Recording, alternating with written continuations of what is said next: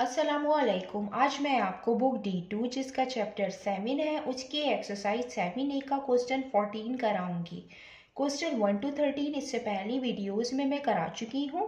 ये आपको exercise 7A की प्लेलिस्ट में मिलेंगे। क्वेश्चन 14 रीड करते हैं। The amount of voltage V volts needed to send a fixed amount of current through a wire is directly proportional to its resistance R ohms when R equals 6, V equal 9. Question में हमें दो quantities given है, voltage and resistance, और इन दोनों का जो relation है वो डायरेक्टली प्रोपोर्शनल है। क्वेश्चन 14 के 4 पार्ट है। इसका पार्ट 1 है find an equation connecting V and R। इसका पार्ट 2 है find the value of V when R equal 15। इसका पार्ट 3 है calculate the value of R when V equal 15। Part 4 है draw the graph of V against R। Part 1 में हमें equation find करनी है जो कनेक्ट कर रही है V और R को। पार्ट 2 में हमें V की वैल्यू फाइंड करनी है जबकि R की वैल्यू गिवन है 15। और पार्ट 3 में हमें R की वैल्यू कैलकुलेट करनी है जबकि V की वैल्यू गिवन है 15। और पार्ट 4 में हमें ग्राफ ड्रॉ करना है। हम इसको इस तरीके से सॉल्व करेंगे। हमें दो क्वांटिटीज गिवन है और वो दोनों क्वांटिटीज डायरेक्टली प्रोपोर्शनल है। V डायरेक्टली प्रोपोर्शनल R के है। जब हम प्रोपोर्शनल का साइन खत्म करते हैं तो कांस्टेंट लगाते हैं और कांस्टेंट के साथ K आएगा और R लिखेंगे। इसको हम नाम देंगे इक्वेशन 1 का। अब पार्ट 1 में हमें इक्वेशन फाइंड करनी है और इक्वेशन फाइंड करने के लिए हमें K की वैल्यू फाइंड होना ज़रूरी है। तो हम सबसे पहले K की वैल्यू फाइंड करेंगे और K की वैल्यू फाइंड करने के लिए हमें क्वेश्चन में R और V की वैल्यू गिवन है, ये हम इक्वेशन 1 में पुट करेंगे और हम K की वैल्यू फाइंड करेंगे। तो put R is equal to 6 and V is equal to 9 in equation 1 लिखेंगे। V is equal to K R। यहाँ पे V जो हमें गिवन है वो 9 गिवन है। ये कांस्टेंट K है जो हम फाइंड करेंगे। R की जगह 6 लिखेंगे। 6 K से मल्टीप्लाई हो रहा है, जब दूसरी साइड पे जाएगा तो डिवीजन की फॉर्म में आएगा। अब ये दोनों 3 से कैंसिल आउट हो रहे हैं। 3 2 टाइम्स 6 और 3 3 टाइम 9 के इक्वल आया 3/2 के। हम इसको और के इक्वल होता है 3 को 2 से डिवाइड करते हैं तो 1.5 आता है। ये के की वैल्यू आ गई है। अब जो इक्वेशन है वो हम फाइंड करेंगे और इक्वेशन फाइंड करने के लिए हम इक्वेशन नंबर 1 में K की वैल्यू पुट करेंगे। Put K is equal to 1.5 in equation 1। Equation 1 ये थी। V is equal to K R। इसमें हम K की वैल्यू पुट करेंगे 1.5 R। ये इक्वेशन हमें पार्ट 1 में फाइंड करनी थी, ये हमने फाइंड कर ली है। अब हम इसका पार्ट 2 करते हैं। ये इसका पार्ट 2 है find the value of V when R equal 15। हमें इसमें V की वैल्यू फाइंड करनी थी और R गिवन है हमें। तो जो इक्वेशन हमने फर्स्ट पार्ट में फाइंड की है वो इक्वेशन हम यहाँ लिखेंगे। उस इक्वेशन के अंदर हम R की वैल्यू पुट करेंगे और V की वैल्यू फाइंड कर लेंगे। तो वो इक्वेशन है V इक्वल 1.5 R। V की वैल्यू फाइंड करनी है, एज इट इज V लिख देंगे 1.5 और R की जगह वैल्यू लिखेंगे 15। V is equal to 1.5। हम इसको 3/2 लिख सकते हैं और ये 15 है। हम इसको विदाउट कैलकुलेटर इस तरीके से सॉल्व करेंगे। 3 15 से मल्टीप्लाई होगा तो 45 आएगा। 45/2, 45 को 2 से हम डिवाइड करेंगे। 45 और 2 2 टाइम 4 4 माइनस 4 0। 5 नीचे लिख लेंगे। 2 टाइम 4 5 माइनस 4 1। पॉइंट लगाएंगे 0 आएगा।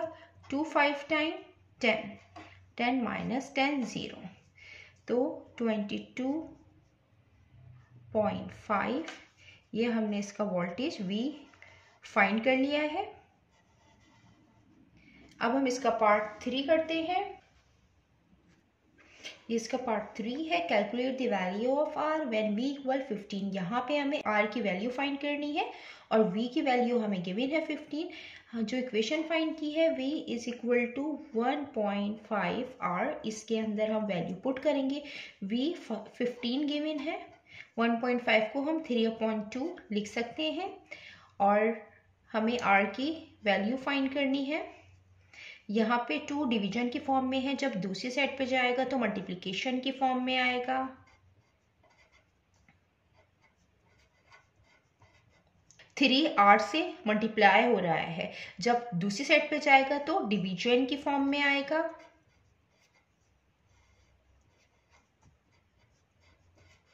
Three 1 time 3, 3 5 time 15।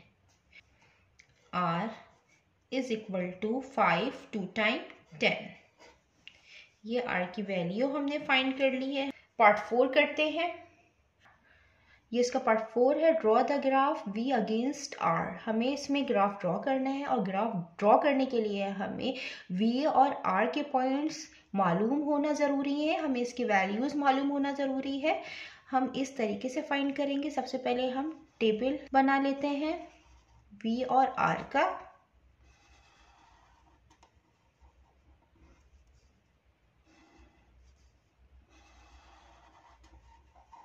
हमने जो इक्वेशन फाइंड की थी V is equal to 1.5 R थी।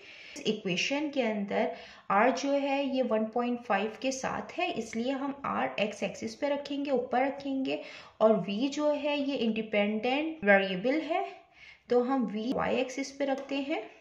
फर्स्ट हम 0 ले लेंगे R when R is equal to 0, 0 से शुरू करेंगे, 0 लेंगे, इस इक्वेशन में हम 0 पुट करेंगे।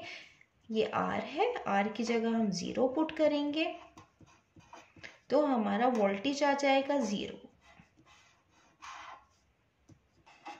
अब हम R की वैल्यू लेंगे 2, क्योंकि ये 1.5 जो होता है ये 3/2 के इक्वल होता है। तो जब हम यहाँ पे 2 की ही वैल्यूज़ लेंगे, 2 4 6, हम वो वैल्यूज़ लेंगे जो 2 से डिवाइड हो रही हों, तो हमारा आंसर जो है वो होल नंबर में आएगा और ग्राफ इजीली हम बना सकेंगे। तो when R is equal to 2, V is equal to 1.5 की जगह हम 3/2 लिख सकते हैं, और ये R है, V इज इक्वल टू 3/2, और ये 2 है, 2 से 2 कैंसिल आउट हो गया, तो V इज इक्वल टू 3। हमारा जो वोल्टेज आया है वो 3 आया है। R की वैल्यू 4 रखेंगे when R is equal to 4, equation में पुट करेंगे।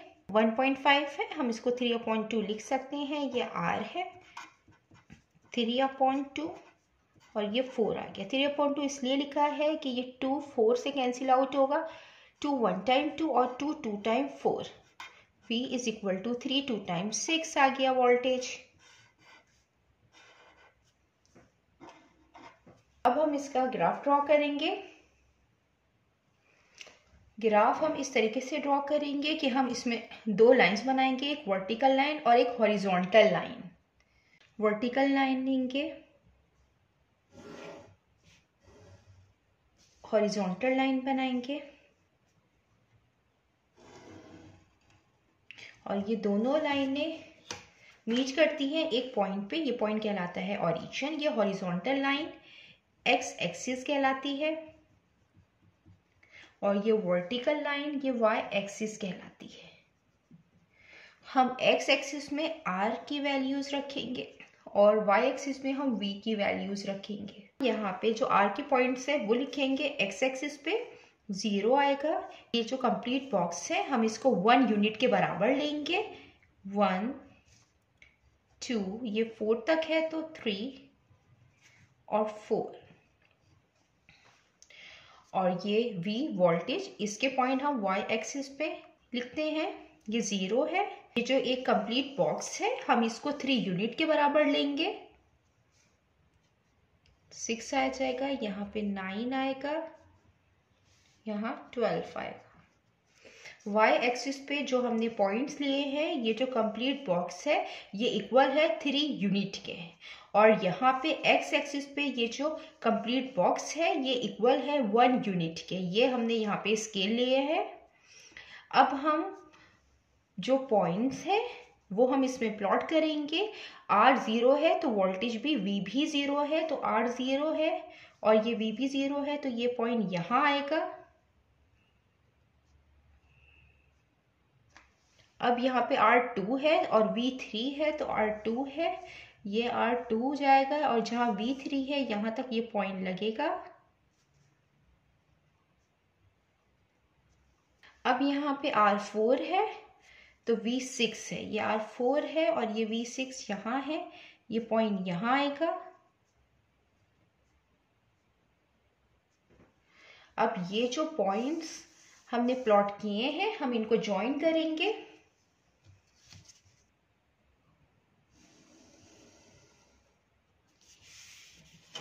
पॉइंट हमने ज्वाइन कर लिए हैं। इसके जो x और y कोऑर्डिनेट्स हैं वो भी हम यहाँ पे लिख देते हैं। यहाँ पे R 0 है तो V भी 0 है, यहाँ पे R2 है, V3 है, यहाँ पे R4 है और V6 है।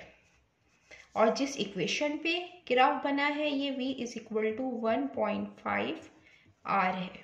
यहाँ पे दोनों क्वांटिटीज डायरेक्टली प्रोपोर्शनल है और डायरेक्टली प्रोपोर्शनल का जो ग्राफ बनता है वो स्ट्रेट लाइन का ही बनता है और ये इंक्रीजिंग ऑर्डर में बना है। डायरेक्ट प्रोपोर्शन वो होता है जब एक क्वांटिटी इंक्रीज होती है तो दूसरी क्वांटिटी भी उसके साथ ही इंक्रीज होती है, और जब एक क्वांटिटी डिक्रीज होती है तो दूसरी क्वांटिटी भी उसके साथ ही डिक्रीज होती है। यहाँ पे R की जो क्वांटिटी है वो इंक्रीज हो रही है 0 to 4, तो V क्वांटिटी भी इंक्रीज हो रही है, ये 0 3 6। तो यहाँ पे जो ग्राफ बना है वो इंक्रीजिंग ऑर्डर का ग्राफ का बना है।